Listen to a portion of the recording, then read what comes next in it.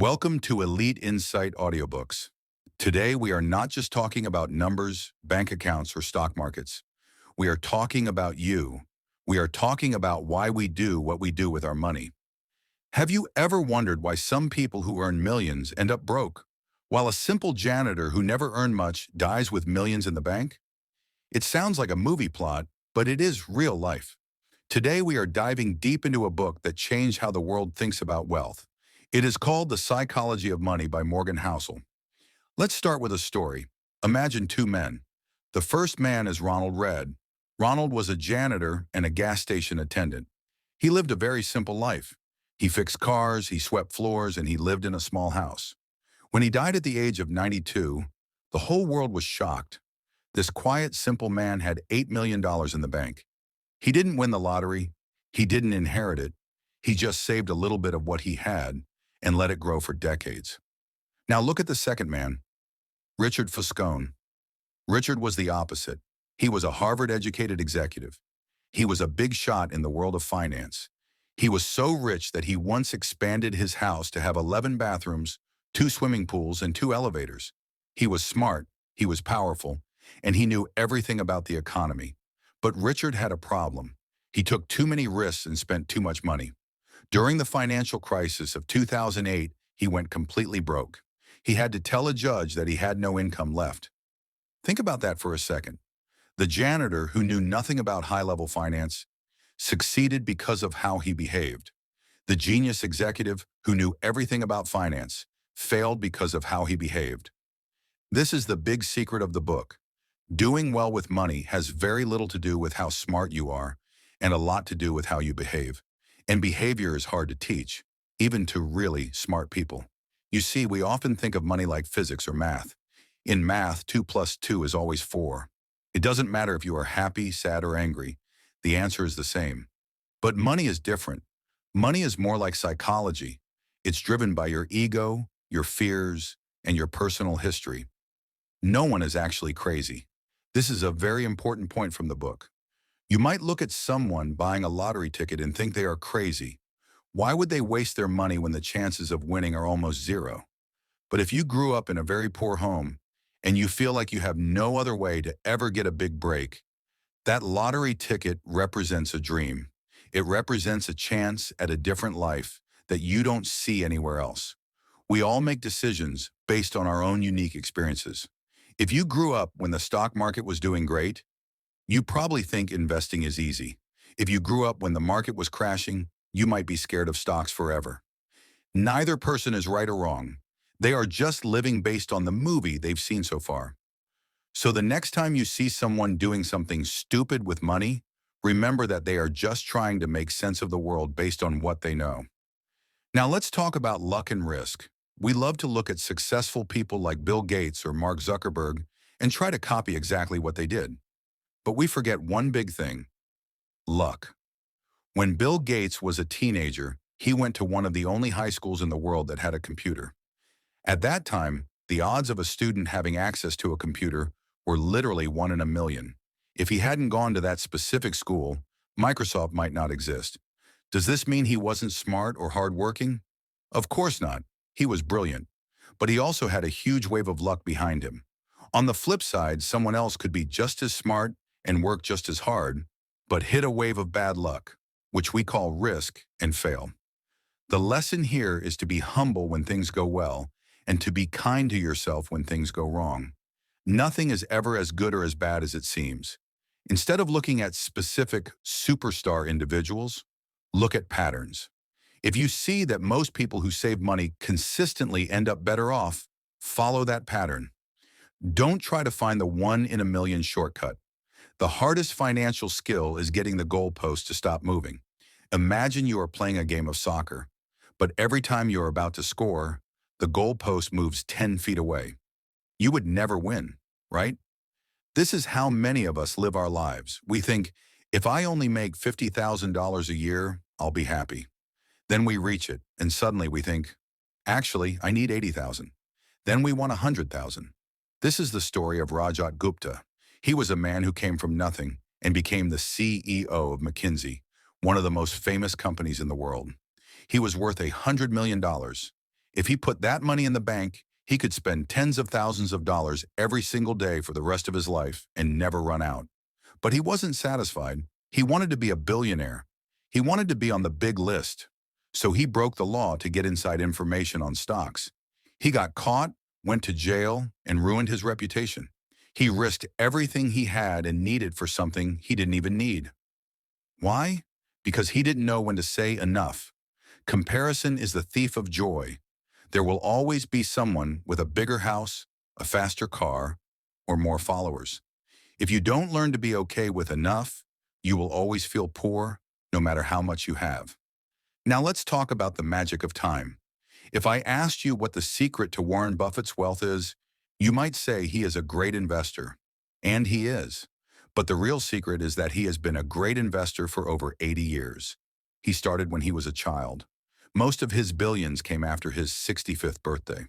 Think about it like a tree. If you plant a seed today, it doesn't look like much tomorrow. But if you wait 30 years, it's a giant oak tree. Money is the same. It's called compounding. It's not about making a killing in the market once. It's about making pretty good returns and letting them grow for a very, very long time without stopping. The most powerful thing you can do for your money is to wait. Patience is the greatest superpower in finance, but to wait, you have to survive. There is a big difference between getting wealthy and staying wealthy. Getting wealthy requires taking risks, being optimistic, and putting yourself out there. But staying wealthy requires the opposite. It requires humility and a little bit of fear. You have to be afraid that what you have could be taken away. Think of it like driving a car. To get to your destination fast, you need to push the gas. But to make sure you actually arrive alive, you need brakes and a seatbelt. Many people are great at pushing the gas, but they forget the brakes. They get rich and then they lose it all because they keep taking bigger and bigger risks. You want to be financially unbreakable. You want to have enough cash in the bank so that even if the world goes through a crisis, you don't have to sell your investments when they are down. Another interesting thing about money is that tails drive everything.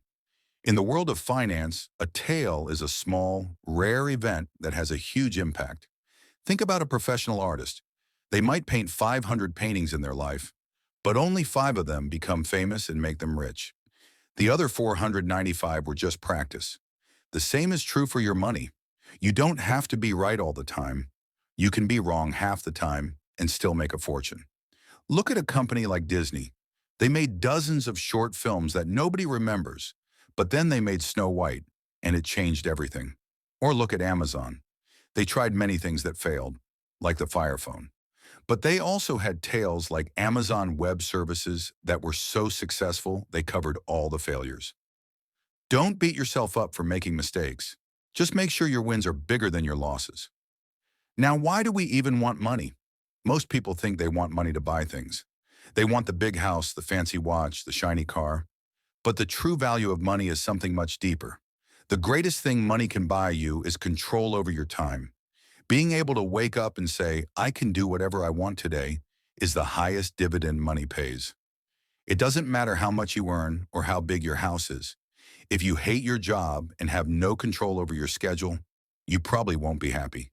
The goal of saving money isn't just to retire, it's to have the freedom to walk away from a boss you don't like, or to wait for the right job opportunity, or to spend time with your family when they need you. That is what true wealth looks like. Speaking of houses and cars, here is a funny truth. No one is impressed with your possessions as much as you are. This is called the man in the car paradox. Imagine you see a guy driving a beautiful Ferrari. You don't look at him and think, wow, that guy's so cool and successful. Instead, you imagine yourself in the car and think, wow, if I had that car, people would think I was cool. See the irony? You are ignoring the driver and only thinking about yourself. Everyone else is doing the same to you. If you buy expensive things to get respect and admiration, you will be disappointed. People don't give respect to the guy in the car. They just want the car. True respect comes from things like kindness, humility, and intelligence, not from the brand of your shoes. In fact, wealth is actually what you don't see.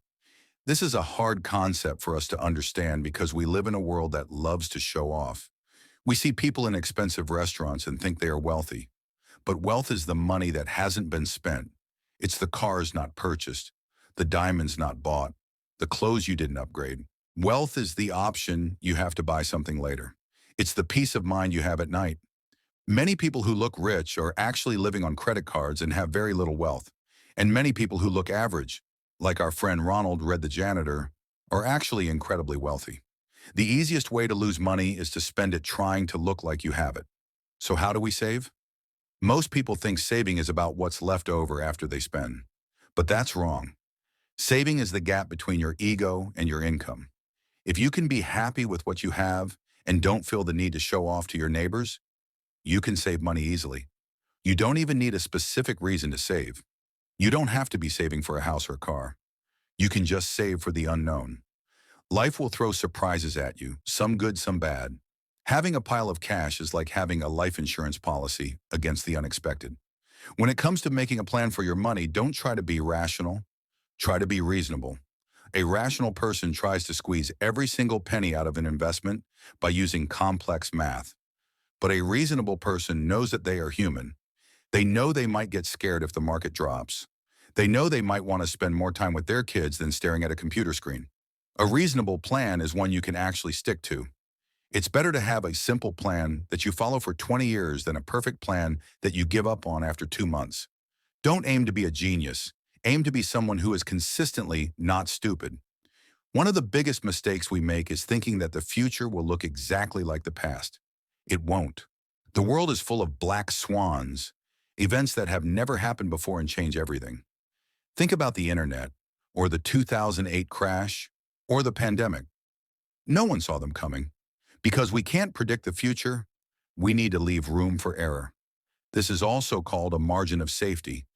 If you think you need $5,000 a month to survive, try to save so you have $7,000. If you think the stock market will grow by 8%, plan your life as if it will only grow by 5%. This way, if things don't go perfectly, you are still okay. The most important part of any plan is having a plan for when the plan isn't going according to plan. As you go through life, remember that you will change. The things you want when you are 20 are not the things you will want when you are 40. This is why we shouldn't make extreme financial decisions. Don't work 80 hours a week and never see your family just to make an extra dollar. You might regret it later. But also, don't spend everything today and save nothing for tomorrow. Aim for balance. Give your future self a chance, but don't forget to live today. Finally, remember that nothing is free. Everything has a price, but not every price is written on a tag. The price of investing is not just the money you put in. The real price is the uncertainty, the fear, and the stress you feel when the market goes down. If you want the rewards of wealth, you have to be willing to pay that price. It's not a fine for doing something wrong. It's a fee for a better future. Money is personal. What works for me might not work for you. You have to figure out what game you are playing.